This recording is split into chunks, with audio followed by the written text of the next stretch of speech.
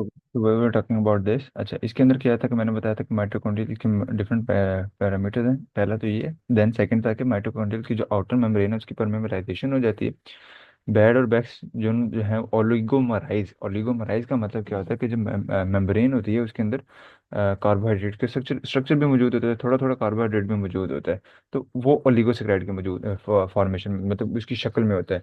तो उन ओलिगोसेक्राइड्स को क्या किया जाता है कि उनको जो है वो मराइज, ओलिगोमराइज का मतलब उसको तोड़ा जाता है। ठीक है, उससे क्या होता है कि पोर्स बढ़ जाते हैं। ठीक है, जस्ट अ मिनट, मैं इसको होल्ड ऑन कर लेना। ओके, तो पोर्स बन जाते हैं माइटोकॉन्ड्रियल आउटर मेम्ब्रेन में, जिसकी वजह से अंदर से cytochrome C and other pro apoptotic factor like SMAC, DIABLO and AIF apoptosis inducing factors, different factor हैं जो कि माइटोकॉन्ड्रिया के अंदर मौजूद होते हैं। ठीक है, और वो स्टोर्ड होते हैं। ठीक है, और इसी की तरह की कंडीशन के लिए स्टोर्ड होते हैं कि जब भी कभी अपोप्टोसिस की जरूरत पड़े तो उसको टैकल किया जा सके। तो वो यहाँ पे स्टोर्ड होते हैं। तो वो क्या करते हैं कि वो जैसे ही पहले पहले क्या आया, पहले कोई भी सिग्नल आया लाइक हाइपॉक्सिया, कोई भी इस तरह चार हमने गिने, उन्होंने आगे बैड और बैक्स को प्रमोट किया, उसको सिग्नलाइज किया कि बैड एंड बैक्स ने माइटोकॉन्ड्रियल मेम्ब्रेन की परमिएबिलिटी को बढ़ा दिया, जिसकी वजह से और मजीद अदर प्रोपोप्टोटिक फैक्टर निकले, जिनमें हमारे पास क्या है, स्मैक, डियाब्लो एंड एआईएफ। तो ये सारे निकल के साइटोप्लाज्म में आ गए। ये सिंपल उसने वही लोड बनाया कि कोई ग्रोथ सिग्नल जो है वो लैक ऑफ ग्रोथ सिग्नल। ठीक है, या कोई भी आप हाइपोक्सिया कह सकते हो, डीएनए डैमेज कह सकते हो। ठीक है, कुछ भी रेडिएशन की वजह से मिस प्रोटीन की मिसफोल्डिंग हो जाए या म्यूटेशन हो जाए, कोई भी ऐसी कंडीशन जो कि इंड्यूस करेगी अपोप्टोसिस को, वो स्टिमुलेट करेगी BH3 फैमिली को, बिम बिट बैड। ठीक है, बैड बैक्स जो भी हैं। ठीक है, बिम बिट बैड, ये आगे इनमें से जो है वो BAD and BAX and BAK जो है ना, डिफरेंट आगे हैं जो कि जाएंगे, क्रिएट करेंगे चैनल्स को, मतलब सुराख कर देंगे माइटोकॉन्ड्रिया के अंदर, वहां से जो है वो मतलब उस सुराख कर देंगे और उस सुराख करके वहां से निकलेंगे। फिर आगे फर्दर इस तरफ से अगर उसने सुराख बनाया हुआ है जिसमें हमारे निकलेंगे मजीद प्रो अपॉप्टोटिक फैक्टर जो कि अपॉप्टोसिस को इंड्यूस करवाएंगे। इसी फैमिली में से BH3 फैमिली, ये ओवरऑल फैमिली है, इनमें कुछ प्रो अपॉप्टोटिक हैं, कुछ एंटी अपॉप्टोटिक हैं। जो प्रो अपॉप्टोटिक है वो अपॉप्टोसिस को इनहेंस करते हैं, मतलब काज करवाते हैं।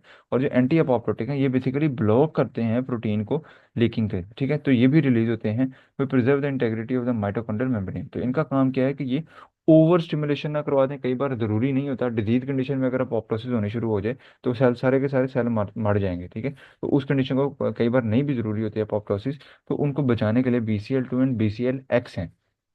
Bak and Bax are pro apoptotic, BCL2 and BCLX are anti apoptotic. Formation of apoptosome, basically cytoplasm के अंदर जब साइटोक्रोम सी जो कि अंदर से माइटोकॉन्ड्रिया के अंदर से निकल के आया, ये आके बाइंड कर देगा APAF1 से, अपोप्टोटिक प्रोटीएज एक्टिवेटिंग फैक्टर 1। ठीक है, बाकी ये आपने डिफरेंट नाम याद कर लो बेशक, लेकिन जो आपके वो वाले हैं जो कि फ्लो के अंदर आ रहे हैं, मैकेनिज्म के अंदर आ रहे हैं, वो लाजमी याद रखने हैं। ठीक है, इनमें से एक आधा भी याद हो ना तो ओके है। ठीक है, लेकिन जो फ्लो में आ रहे हैं, क्योंकि फ्लो में आपको जवाब देना है साइटोक्रोम सी का APAF1 से। ठीक है, तो ये आपको याद होना चाहिए, बाकी ऐसे कि याद हो या ना हो। तो साइटोक्रोम सी जब बाइंड कर गया APAF1 से, APAF1 जो कन्फर्मेशनल चेंज में जाता है and recreates procaspase 9 to form apoptosome, a multi protein complex with in the apoptosome. Caspase 9 is activated. अब हुआ क्या है, मैंने आपको शुरू में बताया था कि प्रोटीन की एक स्ट्रक्चरिंग चल रही है। ठीक है, मतलब एक, सॉरी, कैस्प एक इसको कहते हैं, एक फ्लो में सारा कुछ आएगा। तो लाइक कि पहले बैक्स आ गया, फिर वो वहाँ से उसने माइटोकॉन्ड्रिया के अंदर सुराख कर दिया, वहाँ से साइटोक्रोम सी निकला, और साथ में जो है वो APAF1 और बहुत सारे अदर प्रो अपॉप्टोटिक फैक्टर निकले। और वो प्रो अपॉप्टोटिक फैक्टर, अब वो जो साइटोक्रोम सी निकल के बाहर आया है, वो बाहर आके बाइंड कर देगा APAF1 से। ठीक है, anti apoptotic protease activating factor 1। ठीक है, अब ये जैसे ही बाइंड करेगा साइटोक्रोम सी APAF1 से बाइंड करेगा, अब APAF1 जो है ये सिंपली कन्फर्मेशनल चेंज होगा। कन्फर्मेशनल चेंज क्या होती है कि अपने आप को तब चेंज करना जब कोई चीज़ आके अटैच करती है। ठीक है, तो जैसे ही साइटोक्रोम सी बाइंड करेगा तो APAF1 जो है वो कंफर्म कर देगा, okay cytochrome C has been attached. अब वो जब अटैच कर देगा तो वो साइटोक्रोम सी जो है वो अपने रिक्रूट्स करेगा प्रोकैस्पेज 9 को, यानी कि समझ लें कि एक दो एंड है, APAF1 के दो हाथ हैं। जैसे ही एक हाथ पे साइटोक्रोम C आके बाइंड हो जाएगा, तो वो दूसरे हाथ से ऑटोमेटिकली प्रोकैस्पेज 9 को पकड़ लेगा, ठीक है। वो भी कहाँ पे मौजूद है? साइटोप्लाज्म के अंदर। तो साइटोप्लाज्म के अंदर ऑलरेडी APAF1 और प्रोकैस्पेज 9 मौजूद थे। अंदर से साइटोक्रोम C आया, APAF1 के एक हाथ को पकड़ा, APAF1 को कंफर्मेशन हो गई कि एक हाथ में मेरे साइटोक्रोम C है, तो उसने दूसरे हाथ से वहीं पे ऑलरेडी मौजूद प्रोकैस्पेज 9 को अटैच कर लिया, ठीक है, और अपने अंदर ले गया। अब APAF1 के अंदर कौन है?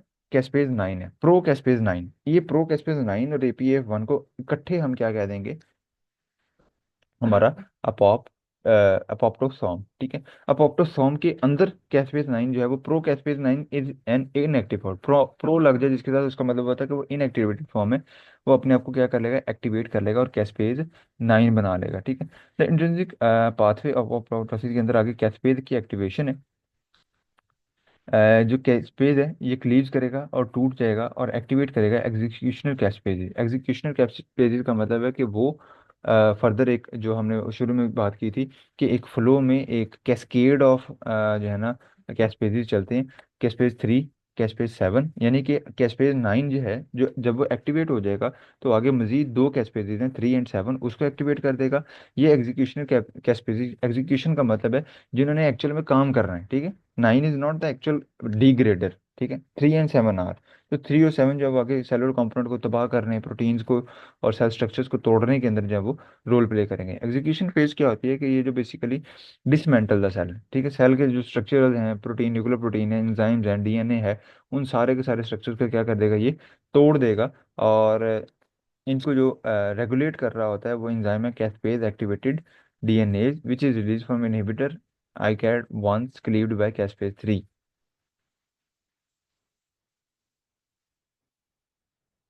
Okay,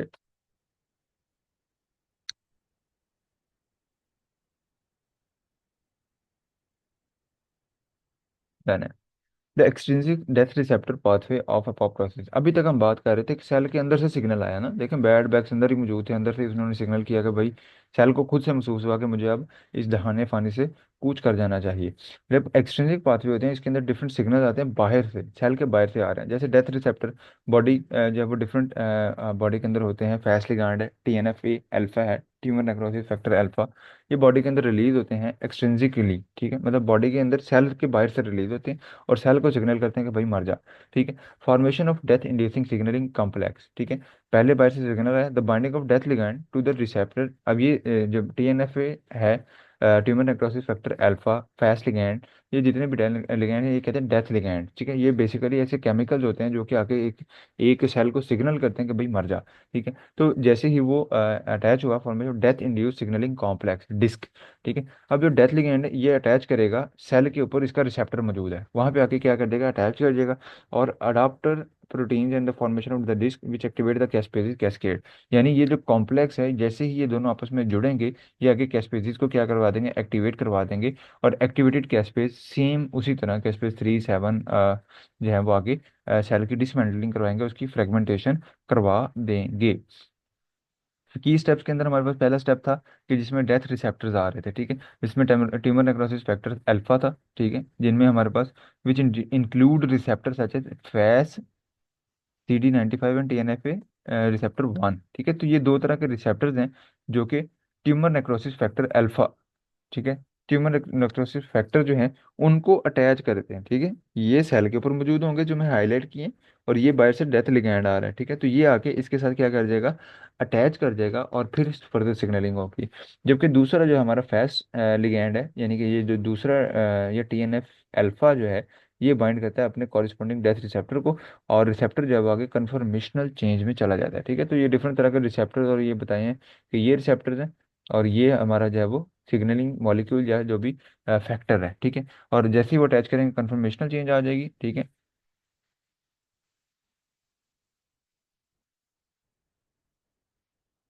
okay. सो ये हमारे पास साइटोटॉक्सिक CD8 टी सेल्स हैं। ये वो सेल्स होते हैं जो कि किलिंग सेल्स हैं। मैंने आपको बताया हुआ कि टी सेल्स की डिफरेंट टाइप्स होती हैं। उनमें जो एक T cells, B and T cells हमने पढ़े हुए, बी लिम्फोसाइट, टी लिम्फोसाइट्स, ठीक है। तो T lymphocytes are the killing ones, ठीक है।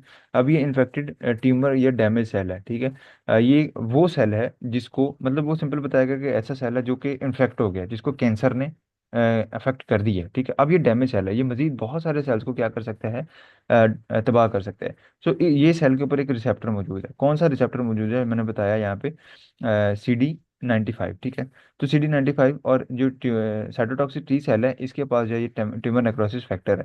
तो ये न्यूक्लियो नेक्रोसिस फैक्टर है, ये वो रिसेप्टर है, ये आके अटैच करेगा, इसके अंदर कन्फर्मेशनल चेंजेस करवाएगा और उसके अंदर अपोप्टोसिस करवा के इसको सिंपली क्या करवा देगा, इसकी डेथ करवा देगा, ठीक है। ये उसने ज़्यादा ज़्यादा एक्सप्लेन करके बता दिया, ठीक है। कि फैड है जो हमारा वही सिग्नलिंग फैक्टर है, और ये रिसेप्टर है फैसेल, ठीक है। तो इस तरह ये जो है इसको, सॉरी, फैसेल जो है ये CD8 सेल है ना। तो ये हमारा जो है वो आ गया सिग्नल, जिसने, सॉरी, जो हमारा मॉलिक्यूल है, जो भी फैक्टर है, ठीक है। और ये आ गया रिसेप्टर, ठीक है। ये जो ऑरेंज कलर का बना हुआ है फैसार, ठीक है, रिसेप्टर। उसने सिग्नलिंग चेंज करवाया, जिसके अंदर जो है वो कैस्पेज 8 इनिशिएट कर दिया गया, और डेथ की डोमेन है कि डेथ के सिग्नल जो है वो इनिशिएट कर दिए गए। अब जैसे ही वो दोनों चीज़ें आपस में बाइंड करती हैं, रिसेप्टर और जो हमारा फैक्टर है वो आपस में बाइंड करता है, तो वो डिफरेंट उसने किया हुआ है कि death receptor ligand interaction recruit adapter protein, जैसे ही वो बाइंड करते हैं, आगे अडाप्टर प्रोटीन रिक्रूट की जाती है। फैड है, ट्रैड है, ठीक है। ये नाम आपको याद करने पड़ने हैं। To the cytoplasmic tail of the receptor, मतलब क्या है, रिक्रूट का मतलब होता है अटैच कर जाना, ठीक है। ये जो 8 नंबर लगा हुआ है रिक्रूट का मतलब है कि पहले तो ये देखो कि cytoplasmic tail of the receptor, जो भी रिसेप्टर है उसके दो मुंह होते हैं, एक बाहर की साइड पे जिसके साथ रिसेप्टर अटैच करता है, एक अंदर की साइड पे जिसके साथ जो है वो आपका कोई भी अंदर से कोई मॉलिक्यूल है, सेल के अंदर से किसी मॉलिक्यूल ने अटैच होना होता है, ठीक है। तो बेसिकली ये जो ट्रेड है या जो फैड है, ये बेसिकली हमारे पास अंदर की डेथ डोमेन है, ठीक है। डेथ डोमेन है, फैड लगी हुई है या ट्रेड आ सकती है इसकी जगह। ये आगे अटैच करती हैं अंदर वाली साइड से, जैसे ही बाहर वाली साइड से पहले रिसेप्टर अटैच कर जाएगा, तो अंदर वाली साइड से ये आके इनकी रिक्रूटमेंट का मतलब है कि ये आके यहाँ पे अटैच हो जाएंगी, ठीक है। अब ये जो आगे दी the adapter protein bind procaspase 8, आगे ये अडाप्टर प्रोटीन बाइंड कर रही है प्रो कैस्पेज 8 से या 10 से, या 8 से हो सकती है या 10 से हो सकती है। जबकि पिछले वाले में इंट्रेंसिक के अंदर हमारे पास 3 एंड 7 एंड 9 थे, 3 9 एंड 7 थे, ठीक है। तो फॉर्मिंग डिस्क, तो ये पूरी एक डिस्क बन गई है, ठीक है। जिसमें हमारे पास कौन है, रिसेप्टर है, सॉरी, फैक्टर है, रिसेप्टर है, हमारी डेथ डोमेन है, एंड द कैस्पेज है, ठीक है। कैस्पेज 8 की एक्टिवेशन अभी भी प्रो कैस्पेज है, ठीक है। उसकी एक्टिवेशन के लिए क्या किया जाता है, molecule come in proximity with in the DISC and leading to their auto activation to active caspase 8। ये जो कैस्पेज 8 है ये अंदर को हो जाएगा, अंदर वाली साइड पे जैसे ही ये जाएगा ये एक्टिवेट हो जाएगा, ठीक है। Active caspase 8 then cleave and activate executional caspase, और आगे वो एग्जीक्यूशनल कैस्पेजेस को, यानी कि 3 को इनिशिएट करवा देगा कि वो आगे जैसे इंट्रिंसिक पाथवे में काम हुआ था सेम टू सेम वैसे ही कर दे, ठीक है। तो उसके अंदर कैस्पेज 9 था, जो हमारा इंट्रिंसिक पाथवे था उसके अंदर हमारा कौन था, कैस्पेज 9 वाज द सिग्नलिंग, पीछे से जो सिग्नलिंग कर रहे थे। इसमें जो कैस्पेज 8 है आगे, उसमें भी कैस्पेज 3 पंगे ले रहा था, जो बाकी डिग्रेडेशन करवा रही थी। इसमें भी कैस्पेज 3 ही जो है वो फर्दर डिग्रेडेशन करवाता है। Cross talk with intrinsic pathway, some cases के अंदर cross caspase 8 can cleave the BH3 only protein BID, forming T BID. T BID translocate to the mitochondria where it promote bad max mediated release of cytochrome C linking the intrinsic pathway, as simple as that। हाँ, कि मतलब क्या है कि कई बार caspase 8 जो है वो सिग्नल जाके माइटोकॉन्ड्रिया पे सिग्नल कर देता है, और वहां से आगे फर्दर इंट्रिंसिक पाथवे को इनिशिएट करवा देता है। Caspase 8 was the part of extrinsic pathway. अब वो यहाँ पे जाके क्या करवा देगा, इंट्रिंसिक पाथवे को स्टिमुलेशन करवा देगा, ठीक है। और इंट्रिंसिक पाथवे फर्दर जब वो इसी तरह जैसे उसने पहले डिग्रेडेशन करवाई थी इन सारे मॉलिक्यूल्स की, वो आप भी करवा देगा। एग्जीक्यूशन फेज में कैस्पेज 3 है, वही एज पहले वाला ही सारा कुछ लिखा हुआ है, ठीक है। फैस है, ये हमारा रिसेप्टर है, ये हमारा बाहर से सिग्नल था प्रो कैस्पेज 8, जो कैस्पेज 8 बना दिया गया, ठीक है। सी फ्लिप, ये एक मॉलिक्यूल है सी, जिसके साथ ये इस तरह करके लाइन लगी तो वो इसकी कन्वर्जन को कंट्रोल करता है, रोकता है, ठीक है। जिसके साथ ये लाइन लगी होती है, इस तरह टेढ़े से एल बनाओ ना, टी बनाओ, सॉरी। कैस्पेज 8 ने जो है आगे बिड को टी बिट में कन्वर्ट करा दिया, टी बिट ने आगे बैक बैक्स प्रोड्यूस किया जिसने सारा इंट्रिंसिक पाथवे इनिशिएट करवा दिया। ठीक है, ये जो माइटोकॉन्ड्रियल के अंदर से जो है वो कौन निकलता था, साइटोक्रोम सी निकल रहे थे। साइटोक्रोम सी, प्रोकैस्पेज 9, APA, F1, ये सारे मिलके अपोप्टोसिस, तीनों चीजें मिलके क्या बना रही थी, अपोप्टोसिस। एपोप्टोसोम जो है वो प्रोकैस्पेज 3 को कैस्पेज 3 में और अपोप्टोसिस करवा रहा है। कैस्पेज 8 डायरेक्टली प्रोकैस्पेज 3 पे काम कर दे तब भी ये अपोप्टोसिस हो जाएगी। अब कैस्पेज 8 जो है वो थ्रू एंट्रेसिंग पाथवे पूरा फ्लो फॉलो करते हुए फिर प्रोकैस्पेज 3 को इनिशिएट करवा दे तब भी अपोप्टोसिस हो जाएगी। इसको जो रोक रहे हैं अपोप्टोसिस को, ये अपोप्टोसिस को रोकने के लिए डिफरेंट कंट्रोलर हैं कि XIAP, ये कंट्रोलर है जो कि अपोप्टोसोम साइटोकैस्पेज 3 को रोकता है। ठीक है, जब रोक देगा अपोप्टोसिस नहीं होगी। और इसको पीछे से कौन कंट्रोल कर रहा है, स्मैक कंट्रोल कर रहा है। तो अगर स्मैक रिलीज हुआ तो ये रुक जाएगा, ये रुक जाएगा तो ये सारी अपोप्टोसिस हो जाएगी। तो ये कौन हुआ, प्रो अपोप्टोटिक। ठीक है। अगर स्मैक रिलीज ना हुआ तो ये क्या करेगा, ये रोक देगा सारी की सारी अपोप्टोसिस को। तो ये क्या हुआ, anti apoptotic. Okay, so there is another thing, the perforin granzyme pathway. ये क्रिटिकल मैकेनिज्म है साइटोटॉक्सिक टी लिम्फोसाइट्स के अंदर natural killer cell induce apoptosis infected और कैंसरस सेल। ठीक है। इसके अंदर क्या होता है कि एक और मैकेनिज्म है जिसके अंदर जो है वो ये जो हमारे किलर सेल होते हैं ये ग्रेनजाइम प्रोटीन जो है उसको रिलीज करते हैं। और वो जो है वो सेल के अंदर पोर्स क्रिएट कर देती है। Perforin mechanism, recognition of target cell, पहले टारगेट सेल को देखा जाता है। ठीक है। Forming an immune synapse. Synapse क्या होता है कि न्यूरोनल एक सिग्नल होता है ना जिसके जरिए न्यूरॉन आपस में एक सेल दूसरे सेल को सिग्नल करता है। ठीक है, तो एक साइनेप बनाते हैं। इम्यून साइनेप क्यों कहेंगे इसको, साइनेप्स क्यों कहेंगे, क्योंकि वो नेचुरल किलर सेल जो हैं, नेचुरल किलर सेल्स या जो जो हमारे CTLs हैं, साइटोटॉक्सिक सेल्स जो हैं हमारे, ये बेसिकली लिम्फोसाइट्स कहते हैं। साइटोटॉक्सिक लिम्फोसाइट जो हैं ये किलिंग सेल हैं, ये इम्यून सेल्स हैं। तो इम्यून सेल जो है वो एक इन्फेक्टेड सेल के साथ एक इम्यून सिनेप्स बनाएंगे। ठीक है। रिलीज ऑफ परफोरिन, आगे ये एक ऐसे एंजाइम और परफोरिन को रिलीज करेंगे and granzymes into the synaptic cleft. Synaptic cleft आपने पढ़ा हुआ है, ये साइनेप्टिक क्लेफ्ट है, ये जो दोनों के दरमियान की स्पेस है, इसको हम कहते हैं, लास्ट सेमेस्टर मैंने फिजियोलॉजी के अंदर आपको पढ़ाया था। ठीक है, तो ये जो साइनेप्टिक क्लेफ्ट है यहाँ से सिग्नल रिलीज करके इसको छेड़ेंगे। ठीक है। परफोरिन जो है वो टारगेट सेल के साथ बाइंड करेगा और फॉर्म करवा देगा ट्रांजिएंट पोर्स को, यानी कि वहां पे सुराख बना देगा। ठीक है। पोर फॉर्मेशन जो है वो आगे, ये इसका साइज लिखा हुआ है, एंगस्ट्रम होता है 10⁻⁻⁻10। ठीक है, जिसकी वजह से ग्रेंजाइम जो है, पहले परफोरिन रिलीज हुआ जिसने सुराख करा दिए, आगे ग्रेंजाइम रिलीज हो गया जो कि चला गया वहां से पास आउट होके आगे चला गया। ग्रेंजाइम का जो मैकेनिज्म है, ग्रेंजाइम इंटर करेगा, स्पेसिफिकली ग्रेंजाइम B साइटोप्लाज्म में जाएगा, सुराख करवा देगा और वहां पे जाके endocytosis, they can be internalize by endocytosis, यानी कि वो मतलब जो ये मेनली परफोरिन ने सुराख करवा के ग्रेंजाइम को इनटेक करवाया। ठीक है, नॉर्मली या वैसे कहते हैं कि सम कंडीशन में इस तरह भी होता है कि बगैर परफोरिन के लिए, परफोरिन के बगैर भी हो सकता है ये काम, कि ग्रेंजाइम जो है वो डायरेक्टली थ्रू एंडोसाइटोसिस यानी कि सेल मेम्ब्रेन के साथ अपना एक लेयर अटैच हो जाए और अंदर चला जाए, ये भी एक मैकेनिज्म होता है। आगे अपोप्टोसिस को इनिशिएट करवा देंगे थ्रू प्रोकैस्पेज 3 बेड, ये सारा कुछ आप कर चुके हैं। ठीक है, और अल्टीमेटली DNA फ्रेगमेंटेशन करवा देंगे। अब ऑप्टोसिस के बहुत सारे रोल हैं, एम्ब्रियोनिक डेवलपमेंट के ऊपर हम बात कर चुके हैं कि हमारी जिस तरह बॉडी की ओवरऑल शेप बनना, उंगलियां बनना, वो सारा कुछ इसमें आता है। टिश्यू होम्योस्टेसिस, टिश्यू के अंदर सेल डेथ हो जाएगी। ठीक है। बैलेंस रखना है, cell proliferation and cell death, कि सेल की ग्रोथ और सेल की डेथ बराबर रहे। ठीक है, एक बैलेंस रहे उनमें। ठीक है, बराबर नहीं, एक तो बैलेंस रहे, ताकि बॉडी के ओवरऑल नॉर्मल स्पीड पे ग्रो करे, बहुत स्पीडीली ग्रो ना करे और बहुत स्लोली ग्रो ना करे। इम्यून सिस्टम के अंदर हम अभी बात कर चुके हैं, बहुत सारे हार्मफुल सेल्स को तबाह करने के लिए इसका रोल आता है। और रिमूवल ऑफ डैमेज सेल्स को खत्म करने के लिए इसका रोल आता है। अगर अपोप्टोसिस की डिसरेगुलेशन हो जाए, अपॉप सीवियर हो जाएगी, तो उसके अंदर बहुत सारी नॉन न्यूरो डिजेनरेटिव डिजीज है, अल्जाइमर है, पार्किंसन डिजीज है। इसके अंदर क्या होता है कि बॉडी के असेंशियल सेल किल होना शुरू हो जाएंगे, जो रिक्वायर्ड सेल है वो भी मरना शुरू हो जाएंगे।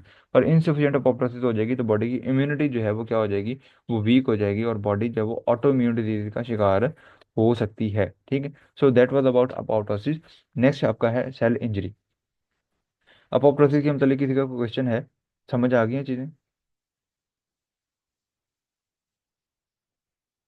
ये थोड़ा ये तो आपने 10 मिनट में कवर हो जाएगा।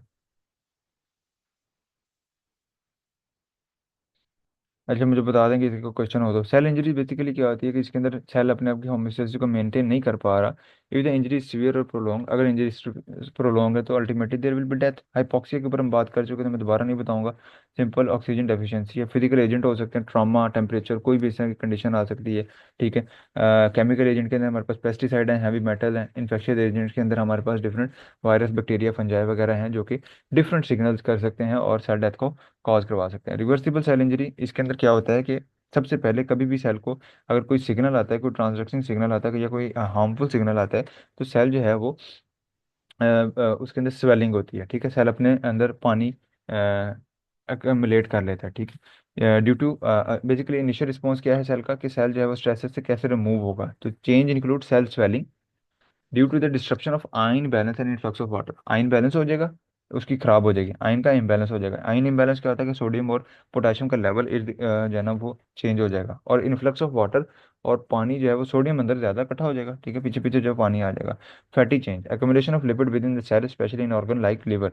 और ऐसे सेल जहाँ पे फैट की एक्यूमुलेशन हो सकती है वहाँ पे एक्यूमुलेशन हो जाएगी। ठीक है, तो या पानी का भर जाना या कुछ स्पेसिफिक सेल्स में फैट की एक्यूमुलेशन हो जाना रिवर्सिबल सेल इंजरी का पार्ट होते हैं।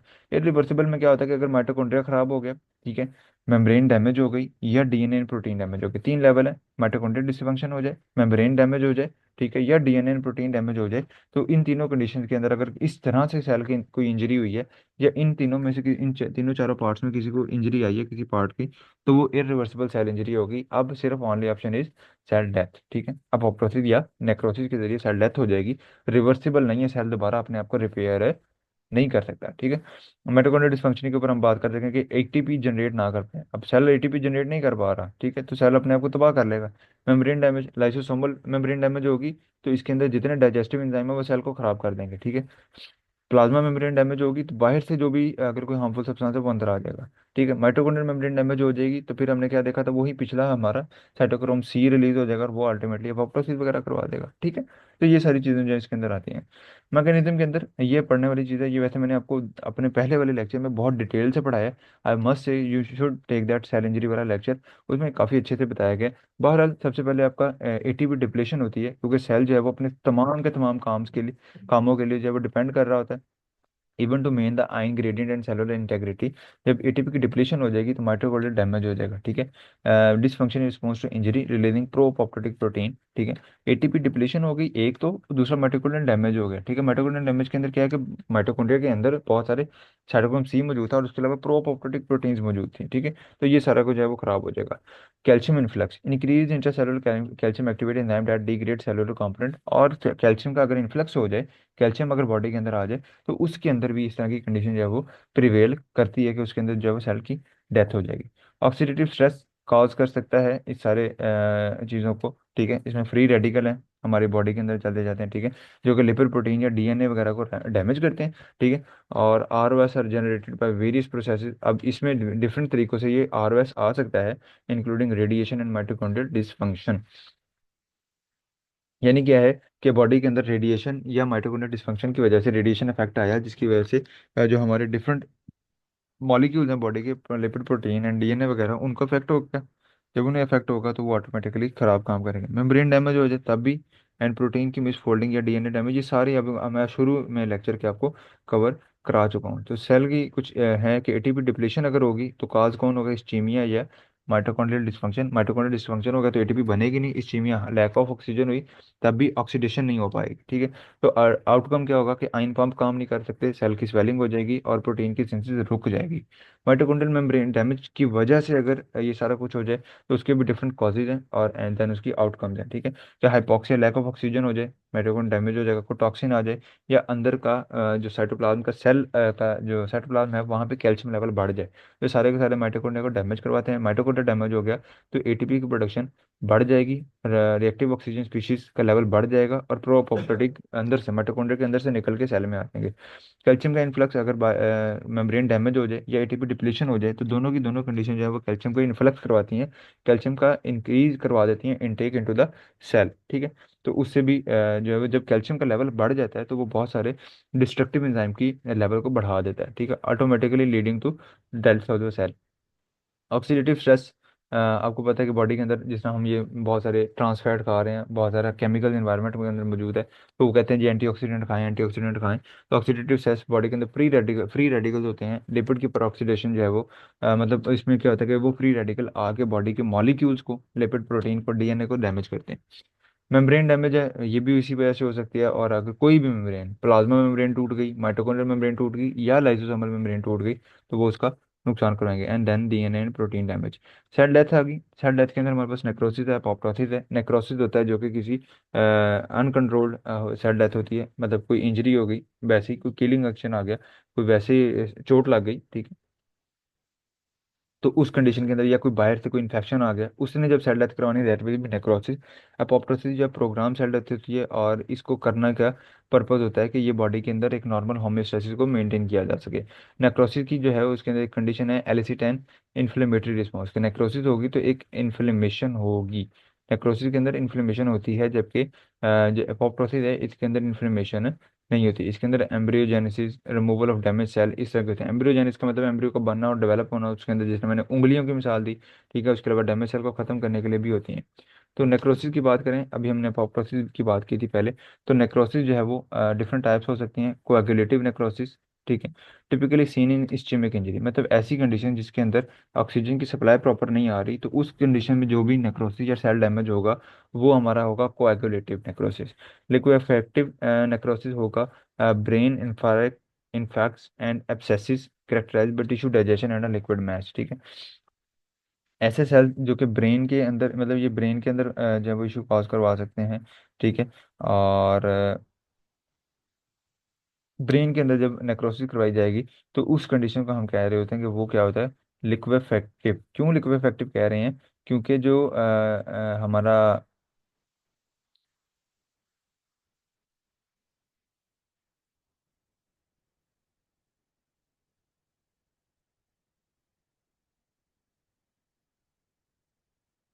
ओके सॉरी, जो हमारा लिक्विफेक्टिव इसी वजह से कह रहे हैं क्योंकि लिक्विफेक्टिव का मतलब है कि ये बेसिकली ओवरऑल उसको हमारे टोटल जो टिश्यू होता है उसको डिग्रेड कर देते हैं, उसको लिक्विड बना देते हैं, ठीक है, जिसमें एक सेमी सॉलिड लिक्विड सा बना देंगे। इसलिए लिक्विफेक्टिव नेक्रोसिस कह रहे हैं। सीसीएस नेक्रोसिस कह रहे हैं कि जो ट्यूबरक्लोसिस की बीमारी के अंदर होता है, और इसकी चीजी अपीयरेंस, मतलब सेल को डैमेज करके उसको इस तरह चिपका चिपका सा मटेरियल बना देंगे। और फैट नेक्रोसिस, इसके अंदर हमारे पास पेंक्रियाटाइटिस की एक कंडीशन है जिसके अंदर lipases break down fat into the fatty acid, ठीक है। तो लाइपेजिस जो है वो आते हैं पेंक्रियाज से, और वो बेसिकली फैट्स जितने भी स्टोर्स होते हैं उसको फैटी एसिड में तोड़ना शुरू कर देता है। फैट स्टोर खत्म हो जाएंगे बॉडी से, ठीक है, फैट की डिग्रेडेशन, फैट की रिमूवल हो जाएगी बॉडी से, ठीक है।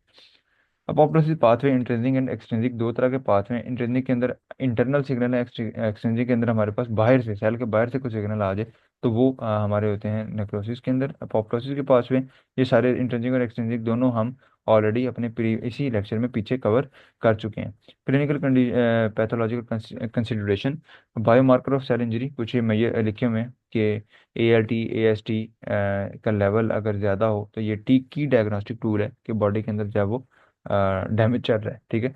साइटोलॉजी एंड हिस्टोपैथोलॉजी, मतलब या तो बायोमार्कर देख लें, ब्लड टेस्ट के जरिए आपको पता लग सकता है कि बॉडी के अंदर अपोप्टोसिस या नेक्रोसिस की कंडीशन आ तो नहीं रही, ठीक है।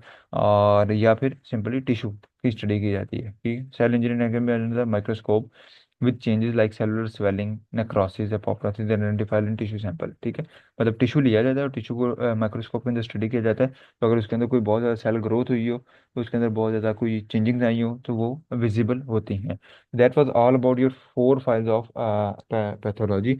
आई होप कि आप लोग उसमें बोर नहीं हुए होगे, आपने इसको एंजॉय किया होगा, because the topic was enjoyable. And now we are just left with your single file, that is necroptosis, right? So we have last 8 minutes. If you have any question, you can ask me, and if you don't have, we are good to go. You just said okay, say okay in the chat box, and so that we can end up the meeting.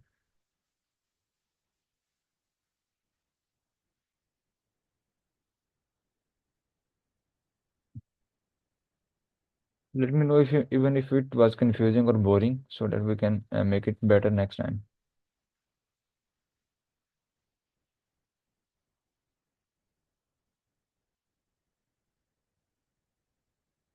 Are you guys even present?